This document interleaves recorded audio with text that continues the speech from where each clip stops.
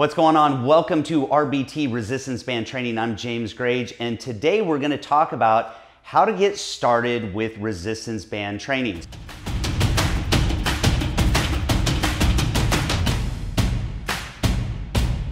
The first thing that I want to jump into, and this is one of the more common questions that I get, is the difference between a flat or loop style power band, which is what a lot of people call this, versus a tube style resistance band where you see, and it's got all these attachments here on the end and handles.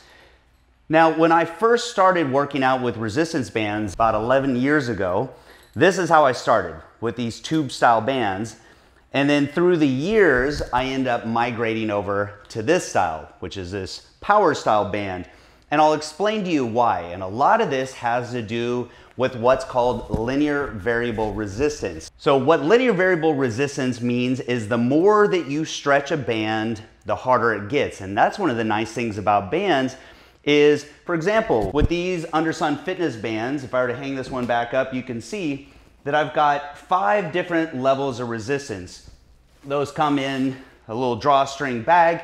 And so one of the most common questions is, well, does that mean I only have 5 levels of resistance? In other words, if you were to equate that to dumbbells, would it be the same as only having 5 dumbbells? And the answer is no, and that's because of linear variable resistance. So let's jump into that. Let's talk about what that is and how do you get different levels of resistance.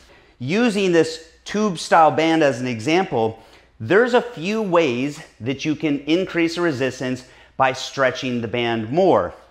Now, with these, I can stretch the band more by widening my stance. So if I stand really narrow, you see I've got more band here, so it's not stretched as much in my starting position, so it's going to be easier here at the beginning.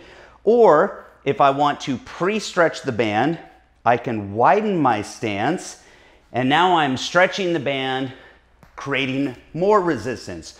So that is the basics of linear variable resistance. Now there's a couple different ways that you can do it, but there's a limitation with these, and that is because of the handles themselves. So it's nice and convenient to have these handles to grab onto, but it also eliminates one of the ways that you can create different levels of resistance. If we go over here to the loop style band, so if I stand on this, anchor it under my feet the exact same way, I can grab this at the top like this, or if I want more resistance and if I want to adjust it in incremental levels, I can just grab further down on the band and create more resistance, go even further down, pre-stretch it more, and create even more resistance, and I can keep doing that.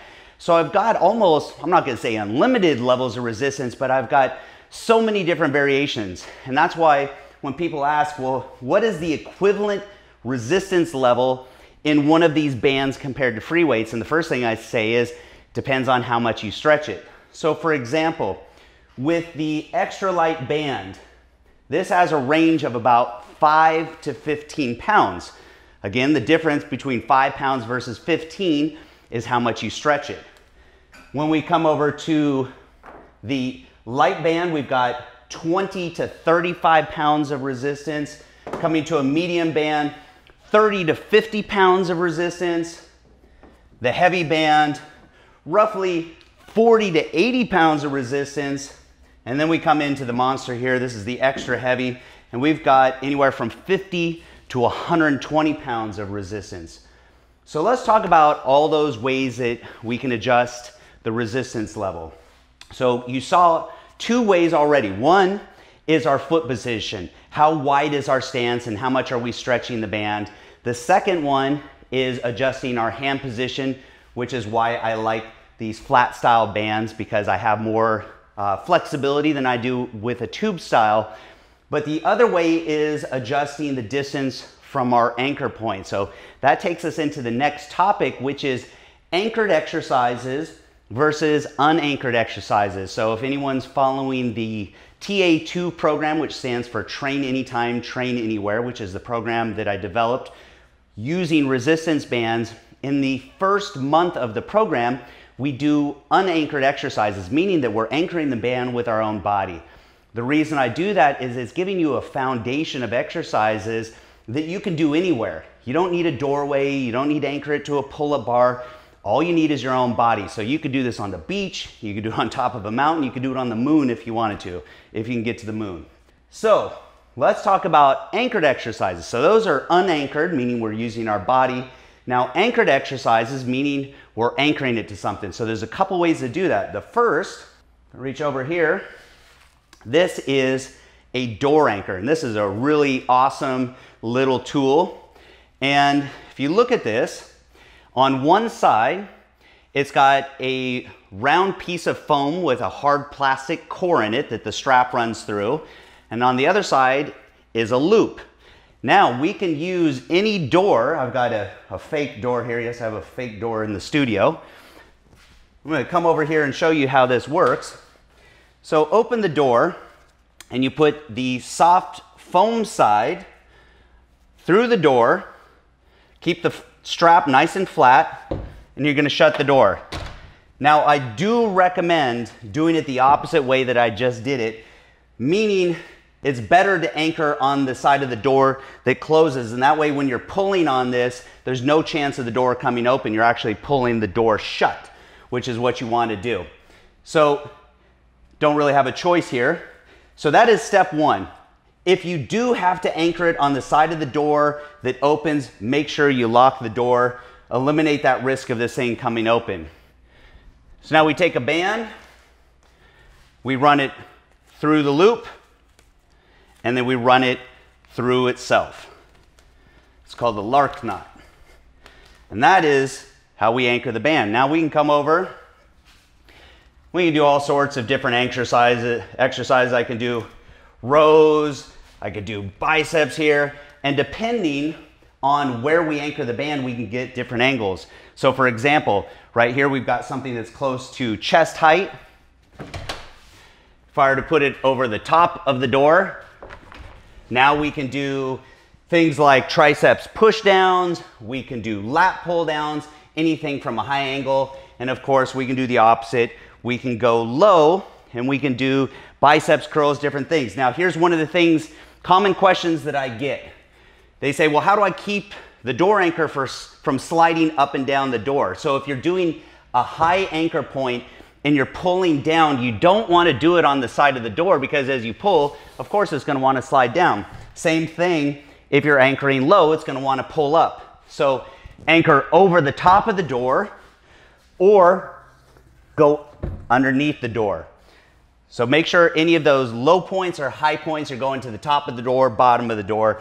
Anything else, you can go, if it's pretty much from, let's say, mid-thigh to shoulder height, then you're definitely going to want to anchor it on the side of the door. Now, going back to what we were talking about with linear variable resistance, just wanted to show you the door anchor here. Our third way of creating more resistance, again, is stretching the band. But now we're going to do it by distancing ourselves from our anchor point. So the further I step away, the more I stretch the band. So now I'm creating more resistance. Let's say that I'm in the middle of my set and I get to 5 reps. I go, oh, that's too hard. All I have to do, two things. One, I can step forward, therefore lessening the resistance. Now I can finish my set. Or the other thing that I can do is I just let a little bit of the band slip through my hand and I can adjust the resistance level that way. Now you can also do the exact same thing with your foot position. Let's say we go back to our biceps curls, same exact situation. I start with a nice wide position and I grip the band really low and I'm doing my set and I go, oh, that's 5. I got 5 more to go. Won't be able to do it, it's too heavy. One, I can narrow my feet, or I can let a little band slip through my hand. So lots of ways to adjust resistance level when using these loop style bands, and that's why I gravitated toward these years ago, and that's why I prefer these over the tube style bands. Okay, now there's a couple variations when it comes to adjusting our foot position or hand position. So let me show you those real quick. So let me grab this extra light band. Now, a lot of the big guys are like, well, what am I going to use an extra light band for? But trust me, if you use it the right way for certain exercises, this band is very helpful. I use this band a lot. So here's a good example. Let's say we want to do side raises for shoulders here. So now I could just go ahead and stand on it with 1 foot, or I could stand on it with 2 feet, depending on how you want to do it. And you see that if I grab it here, there's not enough resistance at the bottom. So one way I can do it, grabbing down lower, I can create resistance that way. Now another option, if I want to grab inside the loop, I can just lay the band across and I can step on it 1 foot or even 2 feet. That's another way to do it.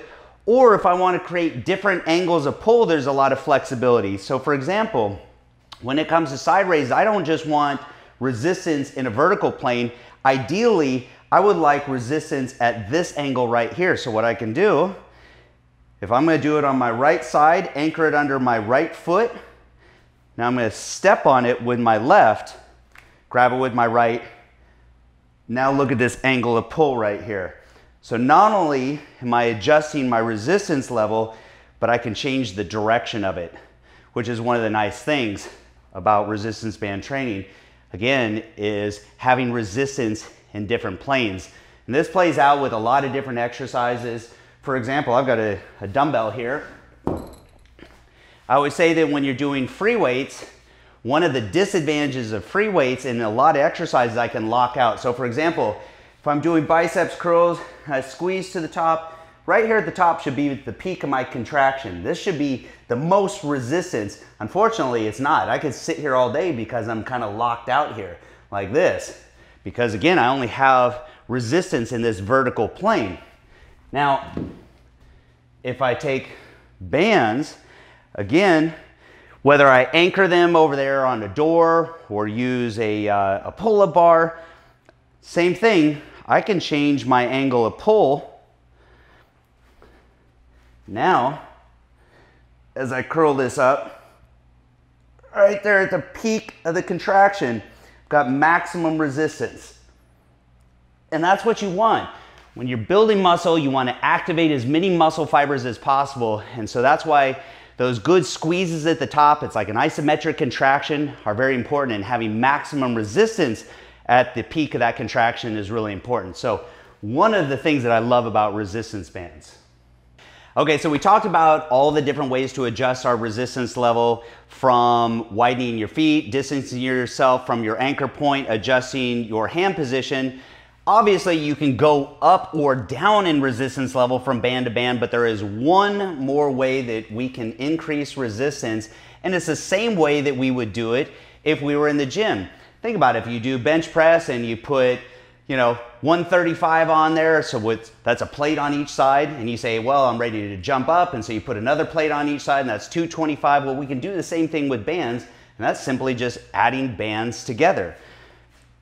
And all you want to do, try to lay them as flat as possible, but don't try to micromanage it. It's not a big deal if there's little twists in them. You just anchor them under your feet, and there you go. Now you just increase the resistance level, and now you have even more flexibility because you can do the same things with widening or narrowing your stance, adjusting your hand position, etc.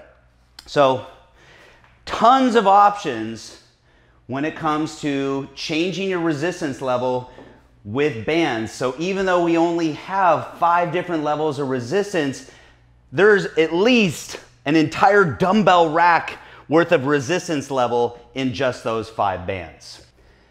Now, what are some of the disadvantages of these bands versus the tube style? Well, the tube style have these nice fancy handles here with soft little padding on them, nice and comfortable. These are a little rough on your hands, which is why I recommend gloves. Now, I went 20 plus years of working out in the gym with free weights, never ever using gloves. When it comes to resistance bands, I always use them because just the texture of them as they stretch, it creates a lot of friction, so you don't want to take the skin off your hand. As far as style of glove, Look, you can go to any auto parts store, you can get full fingered gloves and they'll work. I actually designed a set of gloves here that has padding on the inside of the thumb and the outside, because that's where you feel the pressure of resistance bands when they're in your hand. They squeeze the sides. They don't put pressure on the palm like free weights do. So these are specially designed just for resistance bands, but I do recommend full finger, not the fingerless ones like you see people wearing in the gym, because a lot of this stuff, you're still gripping it with the tips of your fingers. So definitely a reason to wear gloves. One of the other things that I don't particularly care for when it comes to these tube style bands, it's a double-edged sword, like most things in life. The handles are convenient, they're nice, but by the time you add up the handles, the metal rings, the metal carabiners, through all your different levels of resistance, it adds a lot of weight. And I found that when I was using these, they were too bulky and they were too heavy. One of the things that I like about these, especially with the 5 different levels of resistance, which is all I've been working out with for the past 2 years, is just those 5 bands. They fit in a nice little drawstring bag that I can stuff in anything. I can put that in my backpack, I can put that in my suitcase. Super light, super portable, which is one of the things that I love about resistance band training. With bands, you can take them anywhere, so you can train anytime and you can train anywhere. Creates a lot of efficiency. I tell people, you know, with a busy lifestyle, depending on what you have going on during the day and how many different priorities you have, sometimes it's difficult to juggle all those things and fit your workout into your schedule. So let's imagine it's a long day, you didn't get your workout in the morning, you tell yourself all day long, I'm gonna go to the gym in the afternoon, but all of a sudden 5 o'clock rolls around, you go home, you change your clothes, put your gym clothes on, and you go, oh man, I gotta get in the car, and I gotta drive to the gym. So for me, the 15 minutes of driving to the gym and then parking and the 15 minutes driving back, I can finish more than half my workout just doing this anywhere. I can go in the backyard, I can do it right in my living room, anywhere where I've got a door, I can get a complete workout. Or better yet, an ideal situation for me is I go outside somewhere. I go to the park or I go to the beach or wherever you want to train. It gives you a lot of freedom there. And those are some of the things that I love about resistance band training. So the portability was very important to me, and I didn't want to haul around something that's big and clunky and heavy. I wanted light and compact. So moving on. So we covered linear variable resistance, what that is, and what the resistance levels are, how to adjust the resistance level, which brings me to the next common question, which is, where do I start? Which band do I pick up? You know, do I start my biceps exercises with the heavy? Do I go to the extra heavy? Best advice I can give you is you need to change the way that you think. One of the common mistakes that I see people make in a gym, so even if you're training with free weights or machines, is getting caught up in numbers, meaning how much weight you lifted for how many reps. And it really doesn't matter what weight and what reps. For example, if you took 45-pound dumbbells and one week you could do that for 10 reps, but then you came in the next week and all of a sudden you're tired that week and you can only do it for 7 reps.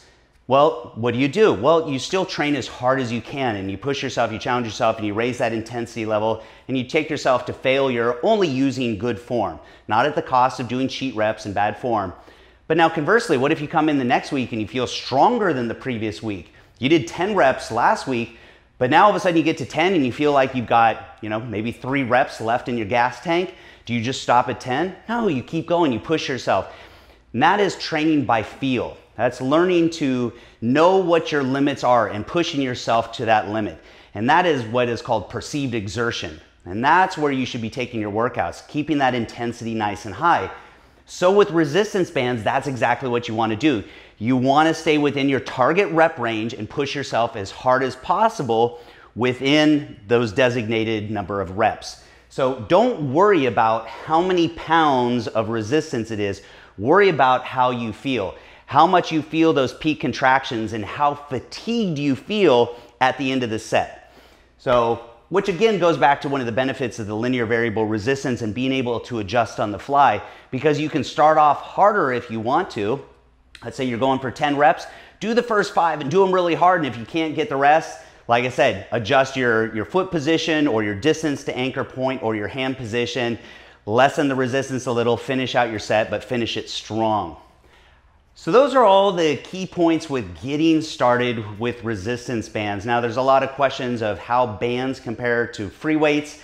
Now I'll cover some of the basics real quick, but I've also created a video which is comparing free weights to resistance bands. How are they similar and how are they different? So I recommend that you check that one out. There's got a lot of detail in there. But I'll tell you this, one of the things that I really like about resistance band training is, one, I don't need any equipment, obviously. I just need some bands. Two, I don't need any kind of benches. Think about it with chest. If you're training chest in a gym, what do you need? Well, you need a bench. Why? Because with free weights, you only have one plane of resistance, which is the vertical plane, because we are pressing against gravity. So in other words, to train our chest, we have to lay on our back so we can press straight up. With bands, we don't need that because we have resistance in multiple planes, because the resistance or the tension created isn't from gravity, but it's from the band itself.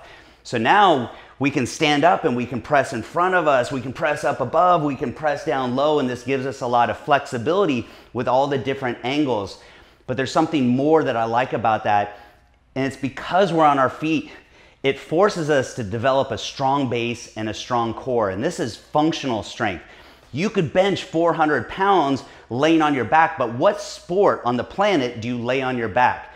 Whether you're into football or baseball or martial arts, you have to have a strong core and you have to have a strong base. And so this is a different kind of strength. This is a functional strength, and that's one of the things that I really like about resistance bands. Another thing that I like is it promotes really good form, because you can't cheat the same way that you can with free weights. With weights, we can swing our body and we can do all these things to create momentum, but that momentum robs us of resistance. You can't create momentum with resistance bands. It doesn't matter how explosive or how fast you do it, the tension is always going to be there. So those are some of the things I like, but there's a whole other list of some of the advantages that resistance bands have over free weights. So check out that video. And that's it for now. That's how to get started with resistance bands. I'm James Grage. This is RBT Resistance Band Training. Make sure you check back. We got more videos just like this. So if you're on YouTube, make sure you subscribe and turn on notifications so you don't miss any of the future videos. I'll see you soon.